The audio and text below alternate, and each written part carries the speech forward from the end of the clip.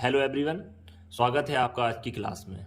आज हम आपको क्वाड्रेटिक पॉलिनोमियल का ग्राफ बताएंगे कि इसका ग्राफ किस तरीके का होता है और इसको हम कैसे बनाते हैं और इसकी क्या क्या विशेषताएं होती हैं। ठीक है, तो क्वाड्रेटिक पॉलिनोमियल मतलब द्विघाती बहुपद। द्विघाती बहुपद किसे कहते हैं ये हमने आपको पिछली वीडियो में बताया था। ये आपकी पॉलिनोमियल की तीसरी वीडियो है। द्विघाती बहुपद का मतलब होता है जिसमें x की सबसे हाईएस्ट पावर 2 हो। ठीक है, ये बहुपद इस तरीके का होता है। इसका स्टैंडर्ड फॉर्म है ax² + bx + c, जहाँ पर a, b और c जो है वो कांस्टेंट हैं यानी अचर हैं, इनके मान बदले नहीं जाते, और x जो है वो वेरिएबल है यानी चर है। तो और जहाँ पर a का मान शून्य नहीं हो सकता, क्योंकि अगर a का मान हम शून्य रखेंगे तो ये पूरा पद ही शून्य हो जाएगा और ये द्विघाती बहुपद नहीं बचेगा या क्वाड्रेटिक पॉलिनोमियल नहीं बचेगा। ठीक है, अब इसके नंबर ऑफ जीरोस क्या होंगे। पिछली वीडियो में हमने आपको बताया था कि क्वाड्रेटिक पॉलिनोमियल के नंबर ऑफ जीरोस होते हैं 2। इनको हम एक को अल्फ़ा और एक बीटा मानेंगे। ठीक है, क्लास 9th में हमने आपको फैक्टर थ्योरम पढ़ाई थी, जिसमें क्या होता है कि गुणनखंड प्रमेय। इसमें क्या होता है, जब हम द्विघाती बहुपद का गुणनखंड करते हैं तो यदि उसके दो शून्य हैं या दो हल हैं अल्फा और बीटा, तो इसका मतलब होगा उसके दो फैक्टर क्या होंगे, x माइनस अल्फा और x माइनस बीटा।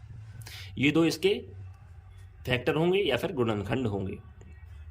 अब हम एक बहुपद लेते हैं x² + x - 6। ये एक एग्जाम्पल है। इसको हम y के इक्वल में रखेंगे तो ये हमको इक्वेशन मिलेगी y = x² + x - 6। ठीक है, इस इक्वेशन से हमें x और y के मान निकालना है। इसको हमें ग्राफ पर इंडिकेट करना है कि इसकी जो रेखा बनेगी या इसका जो ग्राफ बनेगा वो कैसा बनेगा। पिछली वीडियो में हमने आपको लीनियर पॉलिनोमियल के जो ग्राफ खींचा था उसमें हमने आपको बताया था कि हम किस तरीके से x और y के मान निकालते हैं। ठीक है, जैसे एब्सिस्सा और ऑर्डिनेट दो मानों को इसमें मान रख के इस इक्वेशन में मान रख के हम निकालते हैं। जैसे हम x का कोई भी एक मान सकते हैं। जैसे हम x की जगह पर कोई भी एक वैल्यू रखें और उसको रखने पर y का जो वैल्यू आएगी उसको हम इधर लिखते हैं। जैसे मान लीजिए उदाहरण के लिए हम लिखते हैं -4। x का मान यदि हम -4 लिखते हैं तो y की वैल्यू क्या आएगी, तो ये इधर हम y का मान जो कहते हैं लिख देंगे -4 x की जगह पर रखेंगे तो क्या हो जाएगा, x² + -4 और -6। तो y जो कहते हैं और 4 को 16, ये प्लस का हो जाएगा और -4 -6 और माइनस माइनस प्लस हो जाएगा 10 माइनस के, तो y का मान आ जाएगा कितना, 6।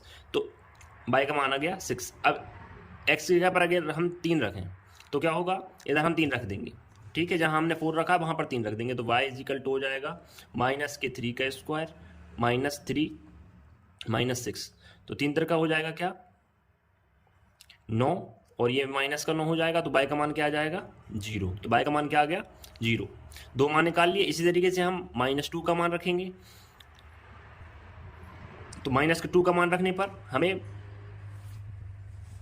y का मान रखेंगे, बाय को जो कहते हैं लिख के -2 रखेंगे यहाँ पर स्क्वायर, -2 - 6 तो आ जाएगा 4 - 8। ये आप सॉल्व कर लीजिएगा तो y का मान आएगा -4। इसी तरीके से हम x के मान यदि -1 रखेंगे तो उसका मान -6 आएगा। वीडियो लंबी ना हो इसलिए मैं डायरेक्ट आपको मान रख देता हूं। मैंने 3 मान आपको निकाल के बताए कि इस तरीके से निकाले जाते हैं। और 0 अगर हम x का मान रखेंगे तो y का मान आएगा 6। इस तरीके से हम 1 रखेंगे अगर x का मान तो हमारे पास आएगा y का मान -4, और 2 का मान रखने पर आएगा 0, और x का मान 3 रखने पर आएगा 6। इस टेबल को हम एब्सिस्सा ऑर्डिनेट टेबल कहते हैं। जब हमने ये मान निकाल लिए तो अब हमारे पास कुछ निर्देशांक हैं, कुछ बिंदुओं के निर्देशांक हैं। ये 1 2 3 4 5 6 7 8 बिंदु हमारे पास हैं, क्योंकि जो द्विघाती बहुपद है या कोऑर्डिनेट पॉलिनोमियल है, इसका ग्राफ बनाने के लिए हमें ज़्यादा बिंदुओं की आवश्यकता होती है। ऐसा क्यों, ये आपको थोड़ी देर बाद पता चलेगा। अब हम इस बहुपद से प्राप्त इन बिंदुओं के निर्देशांकों से हमारा ग्राफ को ड्रॉ करेंगे तो सबसे पहले हम देखेंगे कि ये बिंदु कहाँ कहाँ पर स्थित है। सबसे पहले हमारे पास बिंदु है -4 और 6, मतलब एक्स अक्ष पर -4 कहाँ पर है, यहाँ पर है, और बाय अक्ष पर 6 कहाँ पर है, बाय अक्ष पर 6 कहाँ पर है, इधर पर है। तो -4 और 6 को यहाँ मिलाएंगे तो इससे सीधे जाएंगे और इधर से इस तरीके से आएंगे तो यहाँ पर आएगा इसकी सीध में, देखते हैं ना, इसकी सीध इस तरीके से ही आएगा एक पॉइंट। तो पहला पॉइंट हमारे पास ये है, ठीक है। दूसरा पॉइंट है हमारे पास -3 और 0, तो x पर -3 यहाँ पर है और 0 x अक्ष पर नहीं, x अक्ष पर -3 और y पर 0, तो दूसरा बिंदु हो जाएगा हमारा यहीं पर, ठीक है। तीसरा बिंदु है हमारे पास -2 और -4, तो -2 यहाँ पर है और -4 एक बाय अक्ष पर कहाँ पर है, यहाँ पर है, तो -2 और -4, तो -2 के लंबवत और -4 के क्षितिज में, ये एक पॉइंट हो जाएगा। ये तीसरा पॉइंट है हमारे पास, तो 3 पॉइंट हो गए, 1, 2 और 3। चौथा पॉइंट है हमारे पास -1 और -6, तो -1 है हमारे पास यहाँ और -6 कहाँ पर है, यहाँ पर, तो यहाँ पर आ जाएगा एक बिंदु, ठीक है।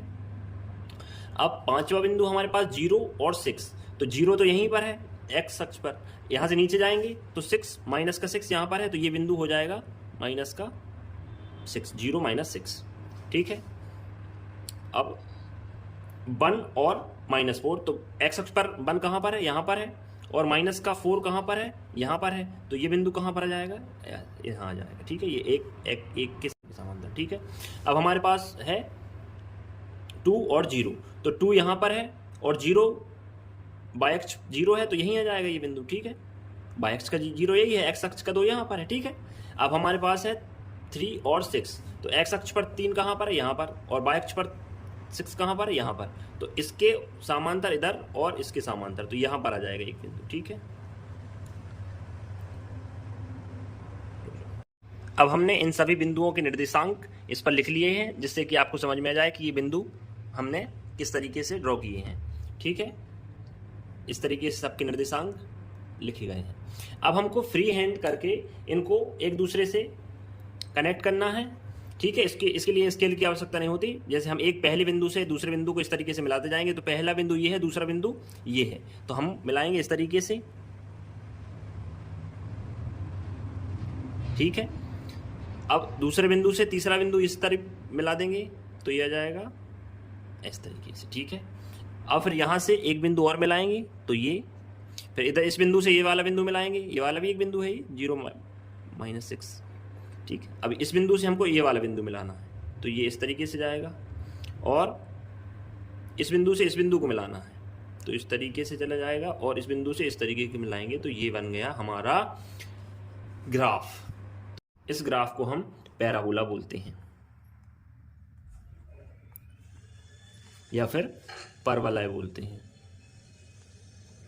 एक बात ध्यान देने योग्य है कि ये ग्राफ यहाँ से शुरू नहीं हुआ है, तो ये जो रेखा है वो इसको हम इस तरीके से एरो बना देंगे कि ये आगे भी जाती जाएगी। हमने अगर इसके पीछे के मान रखते, यहाँ पर अगर -4 से पहले का मान कोई रखते, -5 या -6, तो ये ग्राफ और ऊपर से शुरू होता, ठीक है। तो इसलिए इसको ये है, और ये इस x अक्ष को 2 बार क्रॉस कर रही है, एक यहाँ पर और एक यहाँ पर, तो ये इस तरीके से निकल जाएगी। तो इसलिए हमारे जो सॉल्यूशंस ऑफ क्वाड्रेटिक पॉलिनोमियल होते हैं वो होते हैं 2, ठीक है। अब मैक्सिमम नंबर ऑफ सॉल्यूशन 2 होते हैं, मतलब या तो ये पैराबोला इस तरीके से बनेगा, मैं पेंसिल से आपको बताऊं, या तो ये पैराबोला इस तरीके से बना है तो 2 बार काटा है, या फिर हो सकता है इस तरीके से कोई, मतलब इधर से शुरू हो और इस तरीके से एक पैराबोला बन जाए, तो ये भी एक आकृति हो सकती है, ये भी 2 बार काटेगा इसमें भी, ठीक है। लेकिन मैक्सिमम नंबर क्यों, अगर हो सकता है पैराबोला एक ही बार क्रॉस करे इसको, तो वो किस तरीके से हो सकता है, जैसे मान लीजिए या एक बार भी क्रॉस ना करे, तो ये इस तरीके से रहता है। मान लो एक पैराबोला इस तरीके से हमने बनाया, इस तरीके से, ठीक है, तो ये वाला पैराबोला जो रहेगा वो इस तरीके से निकल जाएगा, तो ये एक्स अक्ष को सिर्फ एक बार क्रॉस करेगा, तो इसलिए इंटरसेक्ट करेगा, तो ये बिंदु 1 आ जाएगा, तो इसके सॉल्यूशन क्या होंगे, 1 होंगे। या फिर एक बार भी इंटरसेक्ट ना करे तो हो सकता है पैराबोला इस तरीके से बन जाए और ये सीधा निकल जाए इस तरीके से, तो एक एक्स अक्ष को एक बार भी क्रॉस नहीं करेगा, तो इसलिए मैक्सिमम नंबर ऑफ जीरोस क्या या सॉल्यूशन क्या होंगे, 2 होंगे। पिछली वीडियो में हमने आपको बताया था कि लीनियर पॉलिनोमियल में मैक्सिमम सॉल्यूशन ऑफ पॉलिनोमियल क्या होंगे, 1 होंगे, ठीक है, लेकिन 0 भी हो सकता है। इस तरीके से अभी हम जो आपको बता रहे थे कि क्वाड्रेटिक पॉलिनोमियल में 0, 1 और 2 हो सकते हैं, लेकिन मैक्सिमम सॉल्यूशन ऑफ पॉलिनोमियल क्या होगा, 2 होगा। तो 2 कब होगा, जब पॉलिनोमियल ग्राफ हमारा इस तरीके से जाएगा तो ये 2 बार इंटरसेक्ट करेगा। अगर इस तरीके से जाएगा तो सिर्फ 1 बार इंटरसेक्ट करेगा, या ऊपर या नीचे से चला जाए, जैसे ये ऊपर से या फिर इस तरीके से नीचे से चला जाए, तो ये 1 बार भी इंटरसेक्ट नहीं करेगा। आई होप आपको मेरी बात समझ में आ गई होगी कि किस तरीके से इनके सॉल्यूशंस होते हैं और ग्राफ किस तरीके से बनाया जाता है। हमने आपको बताया था कि जैसे अगर x ये अपना बहुपद है, इस बहुपद के हमने ये ड्रॉ किया तो ये इसके 2 सॉल्यूशंस होते हैं। एक मतलब क्योंकि ये x अक्ष को 2 पॉइंटों पर क्रॉस कर रहा है, तो ये 1 पॉइंट हो गया, 1 पॉइंट ये हो गया, तो एक हल इसका होगा अल्फा, इसको बोल देंगे हम, इस पॉइंट को बोल देंगे अल्फा, इस पॉइंट को बोल देंगे बीटा, ठीक है। तो अल्फा क्या हो जाएगा, क्योंकि -3 पर क्रॉस कर रहा है तो हम लिख देंगे -3 हो जाएगा अल्फा, और बीटा हो जाएगा 2, ठीक है। अब हमने आपको यहां पर बताया था कि अल्फा और बीटा जो होते हैं वो, अगर अल्फा और बीटा 2 जीरोज हैं तो x माइनस अल्फा और x माइनस बीटा 2 फैक्टर होंगे काय के इसके, ठीक है। तो हमको क्या इसको निकाल के देखना है यहाँ पर कि अगर हमारे पास, इधर देखते हैं हम कि अल्फा अगर -3 है तो x माइनस अल्फा है ना, तो इधर क्या हो जाएगा x माइनस का 3, ठीक है। एक फैक्टर ये हो जाएगा हमारे पास, और दूसरा फैक्टर क्या हो जाएगा, x माइनस बीटा। तो x क्या है हमारे पास, x तो है ही, x माइनस ये प्लस का 2 है तो 2। अब ये जो x माइनस और माइनस क्या हो जाएगा, x प्लस 3, ठीक है। तो एक हमारे पास फैक्टर हो गया x प्लस 3, और एक फैक्टर हो गया हमारे पास x माइनस 2, ठीक है। इन दोनों का अगर मल्टीप्लाई करेंगे तो हमको ये समीकरण या ये बहुपद प्राप्त होगा। अब हम देखते हैं, x का मल्टीप्लाई x में करेंगे तो x स्क्वायर माइनस 2x, फिर 3 का मल्टीप्लाई x में करेंगे तो 3x, और 3 का मल्टीप्लाई -2 में करेंगे तो -6, और x स्क्वायर -2x माइनस होगा 3x में से तो आ जाएगा प्लस का x -6। तो ये हमारे पास बहुपद है ये वाला, ठीक है। तो आई होप आपको ये बात समझ में आ गई होगी कि आज के लिए इतना ही। अब मैं अगली वीडियो में आपको बताऊंगा कि द्विघाती बहुपद से जो पैराबोला बनता है वह कितने प्रकार का बनता है, और उनसे समीकरण या बहुपद को किस तरीके से बनाया जाता है। और इन वीडियोस को आपको 2 से 3 बार 4 बार देखना है और इनके प्रॉपर नोट्स बनाना है, जिससे आपको एक एक पॉइंट और एक एक डिटेल्स कॉन्सेप्ट पूरा समझ में आ जाए। क्योंकि इतना डीप में आपको मैं ही समझा रहा हूँ, इसमें आपको बहुत मेहनत लग रही है, मुझे भी। तो आप एक एक चीज़ को बहुत ही ध्यान से समझें और अपना ख्याल रखें और खुश रहें और पढ़ते रहें, लिखते रहें, खाते रहें, पीते रहें, मस्त रहें। धन्यवाद।